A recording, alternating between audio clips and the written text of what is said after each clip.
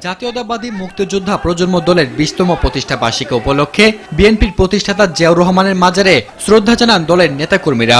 পরে মির্জা ফখরুল ইসলাম আলমগীর বলেন, সংসদ ভবন এলাকা থেকে জিয়াউর রহমানের মাজার সরিয়ে ফেলা সরকারের একটি হঠকারী সিদ্ধান্ত। শহীদ প্রেসিডেন্ট জিয়াউর রহমানের নাম বাংলাদেশের মানুষের প্রতিটি মানুষের হৃদয়ের মধ্যে প্রথিত হয়ে আছে এবং কোনো ষড়যন্ত্রই তাকে বাংলাদেশের মানুষের কাছ থেকে বিচ্ছিন্ন করতে পারবে না।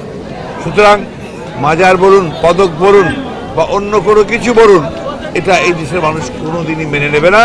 আর সেই ধরনের কোনো হঠকারী কাজ করতে হলে বাংলাদেশের জনগণ সেটা কখনোই মেনে নেবে না।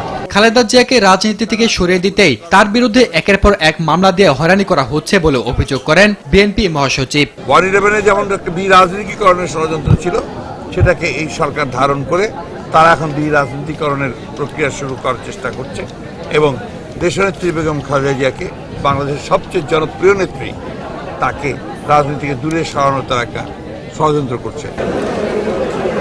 প্রেস ক্লাবে অন্য এক অনুষ্ঠানে নারায়ণগঞ্জ সিটি নির্বাচন সুষ্ঠু করার স্বার্থে সেনাবাহিনী মোতায়েনের ফের দাবি জানান বিএনপি নেতা নজরুল ইসলাম খান। যখন একটা সংকটের সম্মুখীন, একটা সুষ্ঠু নির্বাচন না হলে যেখানে শান্তি হচ্ছে না, সমৃদ্ধির পথে বাধা হচ্ছে, সেখানে তারা এই দায়িত্ব পালন করতে পারবে না কেন? তারা কি অন্য লোক, বাইরের লোক? আমরা কি হায়ার করতে বলছি কাউকে? জাতীয় নির্বাচনের জন্য খালেদা জিয়ার প্রস্তাব মেনে নিতে সরকারের প্রতি আহ্বানও জানান নজরুল ইসলাম খান। সেনাবাহিনীর কথা বলছি,